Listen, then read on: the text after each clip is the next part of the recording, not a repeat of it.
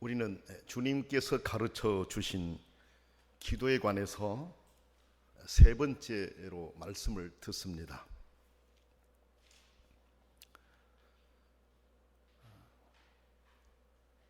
짧은 기도의 내용이지만 그 안에 담겨져 있는 그 의미들이 너무 많기 때문에 그 의미들을 하나하나 살피면서 이렇게 말씀을 듣고 있습니다.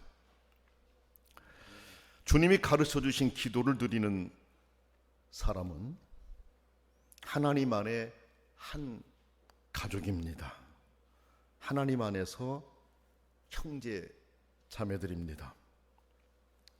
그러므로 주님의 기도를 드리는 사람들은 그가 사는 곳이 어디이든 연대의식을 가져야 됩니다. 주님의 마음을 닮아 살아가려고 힘써야 합니다. 그리고 주님의 마음으로 서로 사랑하며 살아야 됩니다. 함께 주님이 가르쳐 주신 기도를 드리면서 우리의 생각이 갈라지고 싸우고 미워하고 질투하고 시기하고 이런 생각들이 내 안에 있다고 하면 주님이 가르쳐 주신 기도를 잘 못하고 있는 것입니다. 그리고 사실 주님이 가르쳐 주신 기도를 드릴 자격이 우리 안에 없어요. 그렇게 되면, 그렇죠? 그래서 오늘 우리들은 주님께서 원하시는 목적을 향해서 함께 움직이고 함께 세워져 가기를 위해서 힘을 모아야 됩니다. 주님이 가르쳐 주신 이 기도, 짧은 기도 안에 예수 그리스도를 믿는 모든 나라, 모든 지역, 모든 사람들, 이미 세상을 떠났던 사람들, 앞으로 주님 오실 때까지 예수 그리스도를 믿고 이 기도를 드릴 성도들 모두가 다 그 기도 안에 하나가 되는 것입니다. 그래서 주님이 가르쳐 주신 기도는 너무너무나도 중요합니다. 하늘에 계신이라는 이 내용을 가지고 지금 세 번째 말씀을 듣고 있습니다.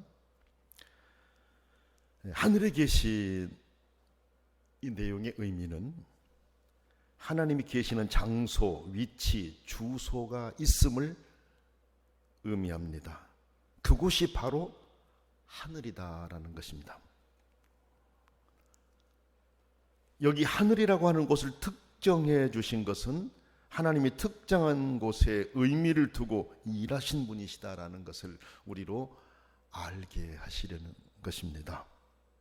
설명하면 하나님의 임재가 있는 곳은 어디나 하나님이 계신다는 하나님의 존재 방식에 대한 표현이다. 이렇게 보면 됩니다. 그런데 여러분 성경을 보게 되면 그 특정한 장소들에는 이름들이 있었어요. 아브라함이 약속을 받은 장소, 야곱이 하나님을 만난 장소, 모세가 율법을 받은 장소, 그리고 많은 나라들 가운데 이스라엘이라고 하는 땅, 다윗 왕이 소명을 받은 장소, 하나님께 제사를 드렸던 장소, 성막성전, 예수님께서 태어나고 자라신 장소, 세례받으신 장소, 성만찬을 행하신 장소, 이렇게 수많은 장소가 특정되고 있습니다. 이것은 하나님은 치밀하게 계획된 장소에서 그리고 정해진 시간에 일하신 분이심을 우리로 알게 하신다라는 거예요. 그래서 우리는 하나님의 카이로스라는 말을 많이 쓰지 않습니까? 하나님의 때, 하나님의 시간. 수많은 크로노스 가운데 하나님의 카이로스를 이야기하고 있거든요. 물론 하나님은 아니 계신 곳이 없으신 분이십니다. 하지만 주의 기도에서 하늘이라고 하는 특정한 장소를 지칭하신 것은 하나님은 그렇게 특정 장소에 임재하여 일하신다라는 것을 우리에게 가르쳐 주신 내용이다. 이렇게 볼 수가 있습니다. 여러분, 삼위일체 가운데 한 분이신 성자 예수님께서도 정해진 시간에 따라서 장소를 이동하시면서 활동하셨던 것을 우리가 성경을 통해 알 수가 있습니다. 누가복음 9장 51절 말씀 보면 예수께서 승천하실 기약이 차감해 예루살렘을 향하여 올라가기로 굳게 결심하고 하신 말씀이 나옵니다. 또 예수님은 예루살렘에 타고 가실 나귀 새끼가 있는 장소를 특정하셨습니다. 벳바게라고 하는 곳이죠. 마가복음 11장에 나옵니다. 그리고 마지막 유월절을 보내실 장소도 예수님은 특정하셨습니다. 마가복음 14장 12절에서 16절에 나옵니다. 그리고 여러분, 예수님이 승천하실 때 성도들이 떠나지 않고 기도해야 될 장소도 특정하셨습니다. 예루살렘을 특정해 주셨습니다. 교회가 탄생하게 될 장소를 특정하신 것입니다. 그래, 주님의 기도에서 하늘이라고 하는 구체적인 장소적 의미를 주신 것도 이렇게 하나님께서는 특정 장소에 나타나 역사하신다라는 것을 담고 있다, 이렇게 보아야 됩니다. 이 내용을 여러분 성령의 내주하심으로 해석해 봅시다. 성령의 내주하심으로. 우리 신약에는 성령의 내주하심을 우리가 말씀하지 않습니까? 성령께서 거하신 구원받은 성도들이 거하는 곳에 하나님이 함께 하시고 역사하심을 의미한다, 이렇게 볼 수가 있습니다. 하늘이란 하나님이 다스리는 통치 영역을 일컫는 이름이잖아요. 통치 영역. 우리가 여기서 기억해야 될 게 있어요. 잘 만들어지고 잘 갖추어진 곳이기에 하나님이 그곳에 거하신 것이 아니라 하나님이 거하신 곳이 기도의 응답과 능력의 역사가 일어나는 곳이다. 이것을 우리가 알아야 됩니다. 하늘이라고 하는 이 장소적인 의미를 특정해 주셨다라고 하는 거 우리가 늘 생각을 해야 돼요. 그래서 성경을 보면 그런 특정한 곳에서 하나님이 일하셨다라고 하는 거. 근데 오늘 우리들은 성령에 거하시는 성령의 전이에요. 우리 안에 하나님이 역사하시고 계신다라는 것이죠. 또 다른 하늘에 계신의 의미는 이제 다섯 번째가 돼요. 이 내용을 쭉 이어지면은 하나님이 우리를 더욱 잘 보고 계신다라는 걸 의미합니다. 하늘에 계신다라고 할 때 하나님이 우리를 더 잘 보고 계신다. 이 말씀의 의미는 모든 것을 다 알고 계신다는 의미로 해석할 수가 있습니다. 사람들은 어떤 사물을 볼 때 근시안적인 경우가 많아요. 아니, 근시안적이죠. 대개 우리 시야는 우리 자신을 넘어서기가 어렵습니다. 우리는 조금 더 멀리 보기 위해서 조금 더 높은 곳으로 올라가려고 합니다. 높이 올라갈수록 시야가 더 멀리 확보되기 때문에 그렇습니다. 그래서 더 높은 곳에 올라가서 더 멀리 보려고 그렇게 할 때가 있습니다. 이런 의미로 접근할 때 하늘에 계신이라고 하는 이 의미는 하나님은 더 넓은 시야를 확보하고 계신다라는 것을 우리에게 알려주시는 그런 내용입니다. 하늘은 전체 그림을 조망할 수 있는 고지를 제공해 줍니다. 전체 모든 세상 어디든지 다 보실 수 있는 곳. 시편 33편 13절에 14절 말씀 보게 되면 여호와께서 하늘에서 굽어보사 모든 인생을 살피시며 곧 그가 거하시는 곳에서 세상의 모든 거민을 굽어 살피시도다 하신 말씀이 있습니다. 여호와께서 하늘에서 굽어보사 모든 인생을 살피시며 곧 그가 거하시는 곳에서 세상의 모든 거민들을 굽어 살피신다라는, 하늘에서 세상의 모든 거민들을 살피신다라는 그런 말씀이지 않습니까? 시편 139편 7절로 10절 말씀 보면 내가 주의 신을 떠나 어디로 가며 주의 앞에 어디로 피하리이까? 내가 하늘에 올라갈지라도 거기 계시며 음부에 내 자리를 펼지라도 거기 계시니이다. 내가 새벽 날개를 치며 바다 끝에 거할지라도 거기서도 주의 손이 나를 인도하시며 주의 오른손이 나를 붙드시리이다. 이렇게 말씀하셨습니다. 어디에나 계신 하나님, 모든 것을 보고 계신 하나님.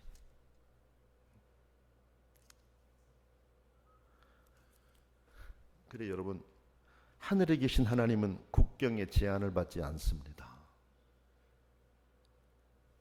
좋은 일들도 다 보고 계시고 악한 일들도 다 보고 계십니다. 세상에 일어나고 있는 수많은 일들을 다 보고 계십니다.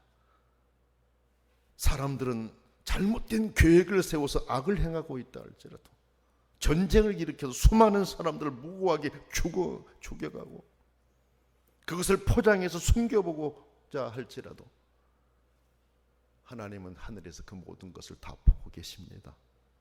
그래 하나님의 때에 하나님은 해결해 가셔요. 하늘에 계신 하나님은 아담과 하와의 죄악도 다 보고 계셨고 다 알고 계셨습니다. 그들은 숨어보려고 했지만 하나님은 그들이 숨은 곳까지 찾아가셨습니다. 그렇지 않습니까? 하늘에 계신 하나님은 가인과 아벨의 사건도 다 보고 계시고 다 알고 계셨습니다. 가인이 핑계를 대려고 했지만 핑계댈 수 없도록 하나님께서 그를 지적하셨습니다. 왜? 하늘에 계신 하나님이 다 보고 계셨기 때문에 그렇습니다. 하늘에 계신 하나님은 이렇게 높은 곳에서 보시기에 인생의 모든 것들을 다 알고 계십니다.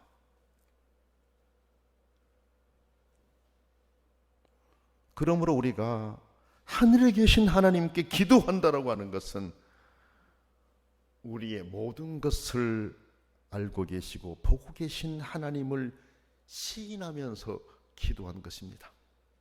하늘에 계신 우리 아버지 할 때, 하늘에 계신 하나님께 기도할 때, 내 모든 사정, 모든 것을 다 알고 계신 하나님, 다 보고 계신 하나님, 보고 계신다라고 하는 것은 내 기도를 들으시고 해결해 주실 하나님, 인도해 가실 하나님, 그렇지 않습니까? 그래 우리들은 하늘에 계신 하나님께 기도한다라고 할 때 하늘에 계시니 얼마나 큰 의미를 갖고 있는지를 우리가 생각해야 돼요. 내가 모르고 있는 모든 부분까지도 알고 계신 하나님, 그분이 하늘에 계신 하나님, 그분께 우리는 기도를 드리고 예수님은 그분께 기도를 드리라고 가르쳐 주셨고 그렇게 기도를 드릴 때 그분께서 살피시고 해결해 주실 것을 우리에게 알려주셨다는 말씀입니다.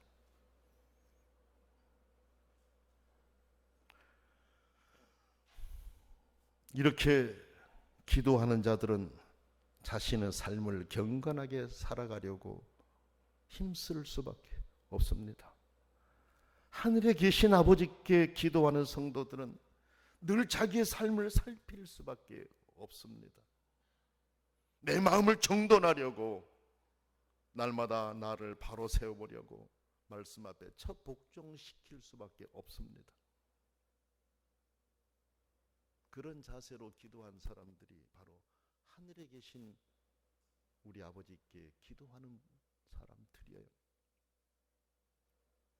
그래서 주의 기도를 드리면서 하늘에 계신 우리 아버지 이름이 거룩히 그냥 외워가지고 막 그 표현하는 것처럼 이렇게 드릴 때 어찌 보면 우리는 많은 죄를 짓고 있다.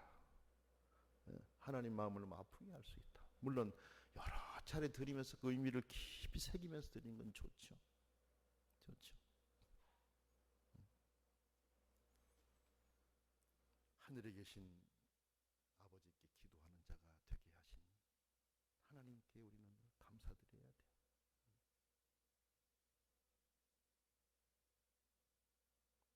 여섯 번째로 하늘에 계신 우리 아버지가 의미하는 바는 그리스도인들의 생각을 확장시키고 있다라고 볼 수가 있습니다. 그리스도인의 생각을 크게 확장시켜 주신다라는 겁니다. 여러분, 하늘 이야기는 우리들의 생각을 확실하게 확장시켜 줍니다. 더 넓게 보게 합니다. 왜냐하면 이 땅 위의 성도들과 신앙 안에서 죽었고 이제 하늘에서 영원히 하나님을 즐거워하고 있는 모든 사람들을 포함하고 있는 개념이기 때문에 그렇습니다. 여러분, 우리가 사도신경을 고백했지 않습니까? 사도신경 목에 이런 내용이 나옵니다. 하늘에 오르사가 본디오 빌라도에게 고난을 받아 십자가에 못 박혀 죽으시고 장사된 지 사흘 만에 죽은 자 가운데에서 다시 살아나셨으며 하늘에 오르시어 하늘에 오르시어 전능하신 아버지 하나님 우편에 앉아 계시다가, 사도신경이 하늘이라고 하는 게 이 땅에서 하늘이 확장되고 있지 않습니까? 이 세상에 사는 사람들이 이 세상에서 죽어 하나님의 영원한 나라에 거할 때 그곳이 하늘이다라고 표현하고 있어요. 그래서 이 하늘이라고 하는 것은 성도들의 생각을 확장시켜준다, 이걸 기억해야 돼요. 여기에 살고 있지만은 신앙 안에서 하나님의 위로를 받고 있는, 하늘에서 영원히 하나님을 즐거워하고 있는 모든 일들이, 성도들이 포함되는 개념이다라는 것입니다. 히브리서 12장 1절 말씀을 보면 이렇게 구름대와 같이 수많은 증인이 우리를 둘러싸고 있으니 하신 말씀이 나와요. 이렇게 구름대와 같이 수많은 증인이 우리를 둘러싸고 있으니, 이 내용이 바로 하늘이라고 하는 시야를 넓혀주고 있다라고 하는 증거가 되는 것입니다. 요한계시록을 보면 하늘은 사람들로 붐비고 떠들썩한 곳으로 표현하고 있습니다. 여러분, 계시록 5장 11절 말씀 보게 되면 수천 수만의 셀 수 없이 무수한 천사들, 즉 천상의 피조물이 있는 곳이며, 또한 신앙 안에서 죽었고 이제 하늘에서 충만한 시간을 누리고 있는 이들, 곧 성도들이 있는 곳이다 라는 것을 우리에게 알려주고 있습니다. 요한계시록 7장 15절로 17절 말씀을 보게 되면, 그러므로 그들은 하나님의 보좌 앞에 있고 하나님의 성전에서 밤낮 그분을 섬기고 있습니다. 보좌 한가운데 계신 어린 양이 그들의 목자가 되셔서 생명의 샘물로 그들을 인도하실 것이며, 하나님께서 그들의 눈에서 눈물을 말끔히 씻어주실 것이다 라고 말씀했습니다. 우리가 하늘에 계신 하나님께 기도드릴 때는 이 세상이라고 하는 것에만 의미를 두는 것이 아니라는 것을 기억해야 돼요. 하늘에 계신 아버지께 기도하는 것, 여기와 저기, 그렇죠? 우리가 살아있을 때, 우리가 세상을 떠나서 하나님 품에 가 있을 때 모든 영역까지를 바라보면서 하늘에 계신 하나님께 우리는 기도를 드리고 있는 것입니다. 그래, 주의 기도 안에는 그렇게 넓은 의미가 포함되어 있어요.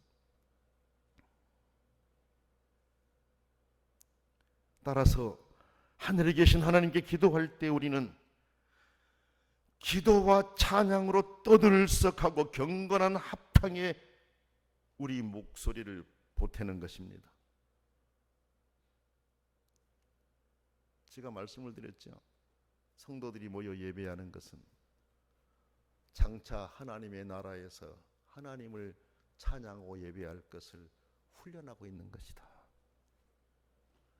우리가 모여서 하나님을 찬양하고 예배하는 이것은 장차 하나님의 영원한 나라에서 그분과 더불어서 살아가면서 영광 가운데 그분을 높일 것을 지금 훈련하고 있는 것이에요.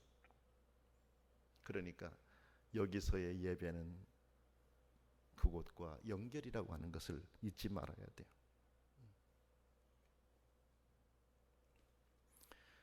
그래, 방금 말씀드린 것처럼 하늘에 계신 하나님께 기도할 때 우리는 이렇게 우리의 기도와 찬양으로 떠들썩하고 경건한 이 합창에 우리 목소리를 보태는 것이다. 보태고 있는 것이다. 주기도문을 통해 보태고 있는 것이다. 이것을 성도의 교제라고 부릅니다. 우리 그리스도인이 가지는 희망은 지금 여기 이 땅에서 하나님의 통치에 참여하는 이들이 영원한 나라, 하나님의 초청의 승리에 참여하게 되리라는 것입니다. 이 크고 위대한 일은 우리가 여기 이 땅에서 드리는 주의 기도 가운데서 준비되고 있어요.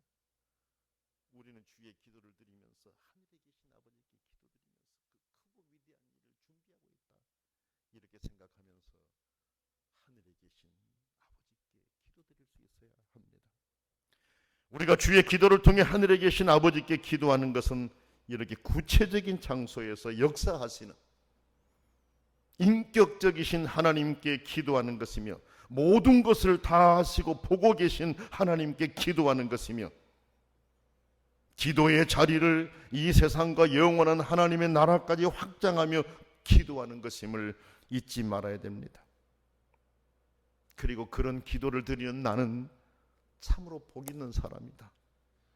세상에 그렇게 많은 사람들 가운데 주님이 가르쳐 주신 기도를 드릴 자격을 주셨으니, 주님이 가르쳐 주신 기도를 드리는 자가 되게 하셨으니, 그 공동체 안에 일원이 되게 하셨으니, 하나님 가족의 일원이 되게 하셨으니 얼마나 가슴 뜁니까 여러분?